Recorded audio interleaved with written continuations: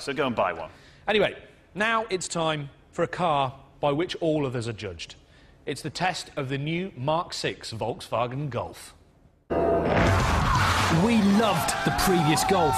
It had a great chassis and made a wicked GTI. But it was a problem for Volkswagen because it took twice as long to build as a Ford Focus or Vauxhall Astra. Which made it very expensive to make. Not brilliant news for VW's profit margins. And when you consider the Golf is their best-selling car, expensive build costs and measly profits equals fairly bad news. Let me explain this to you in a scientific way. If Mr or Mrs Bakery person made this loaf of bread for £1.21 and then sold the same loaf for £1.22, even I know that's too tight a margin for good business. So, here's the new one. It's basically a Mark V, but designed to be built in a more efficient way. That means it doesn't look that radical.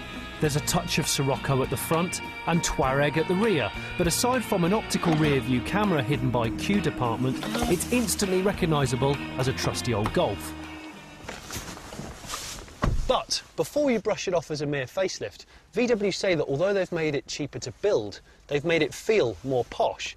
So, in bakery terms, that means it should have the quality of an organic ciabatta, but the cost of an E-number ridden crumpet. Let's get down to the dough. The cheapest new Golf costs £13,150 on the road, and on the whole, prices have crept up by £100 or so. But you always feel like you get what you pay for. But all the stuff that you see looks higher quality than ever. They might have made something cheaper behind the dash. They've probably put egg boxes in the door cards. And even if they have, it just seems to work better. If it's sheer economy you're after, then head for the 110 brake horsepower 2-litre diesel. It averages 57.6 miles per gallon, 6 better than the old 2-litre.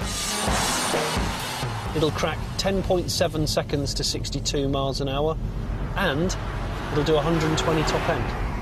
I'm convinced that what VW have done is they've sat in a room with Paul Daniels, David Copperfield and David Brain and Darren Brown as well, and they've said, can you just do magic on the car?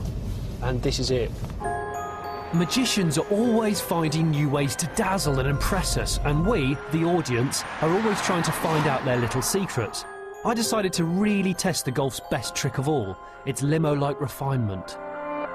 So, I've come to Britain's only full-scale automotive wind tunnel, the sort of place where manufacturers tune aerodynamics on cars.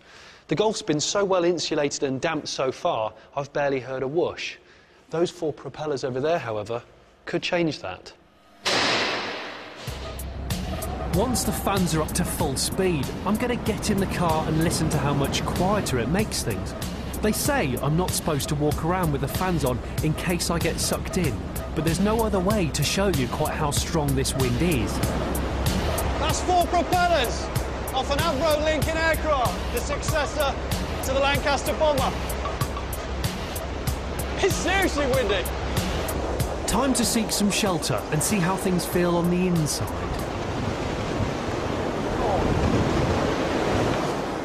Cool.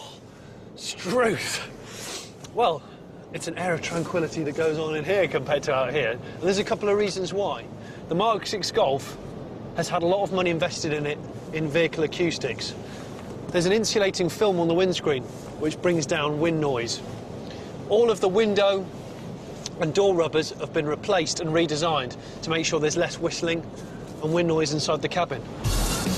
Thanks to some clever door pillar designs, even putting the window down won't ruffle your hair. Unless, of course, you impersonate a dog. They've even redesigned the wing mirrors to make sure that there's less wind noise on those. And there's a rain channel, like a groove, in the middle of those, so the rain beads off neatly. Those Germans, they know how to do stuff well. Oh, it's got 7 airbags, and one of them's for your kneecaps. 5-star Euro NCAP rating. Some people want to know stuff like that. Yeah, you want to spend time with me in a car, don't you? The thing about Golfs is they are just so painfully boring.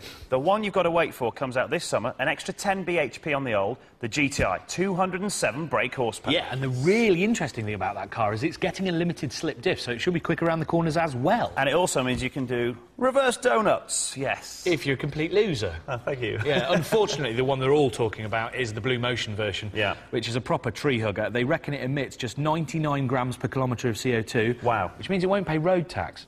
Right, time now for some practical, down-to-earth credit